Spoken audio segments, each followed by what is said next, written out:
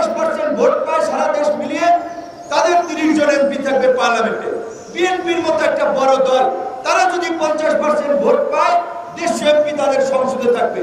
গণ অধিকারের মতো উদীয়মান এবং বর্তমানে সবচেয়ে জনপ্রিয় একটি রাজনৈতিক দল, যারা এই গণ অভ্যুত্থানের পটভূমি তৈরি করেছে 2018 সালের পুনঃসংস্কার আন্দোলনের মাধ্যমে, এবং এই ছাত্র এবং যুবকদের মধ্যে বিদ্রোহী বিপ্লবী চেতনার বীজ বপন করে, তারা যদি ধরেন 40, 50, 30% ভোট পায়, সেই অনুপাতে তাদের প্রতিনিধিত্ব থাকবে। তাহলে কি সংসদে সকল রাজনৈতিক দলের প্রতিনিধিত্ব থাকতেছে?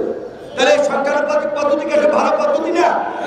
এখন অনেকে বলছে যে আওয়ামী লীগ গত 15 বছর যেভাবে অবৈধ টাকা পয়সা বানিয়েছে, তারা নির্বাচনে টাকা দিয়ে ভোট কিনে নির্বাচনকে প্রভাবিত করবে, তারাও এই আনুপাতিক হারে আসলে তারাও কিছু সিট পাবে। আমাদের পরিষ্কার কথা, আওয়ামী লীগ 14, 18 এবং 24 তিনটা নির্বাচনে জনগণের ভোটাধিকার হরণ করে, জনগণকে ভোটের বাইরে রেখে সাজানো পাতানো নির্বাচন করেছে। আওয়ামী লীগ এবং তার দোসরদের বিচার দ্রুত সময়ের মধ্যে শেষ করে তাদেরকে রাজনৈতিক ভাবে এই অভ্যুত্থান পরবর্তী বাংলাদেশে নিষিদ্ধ করতে হবে।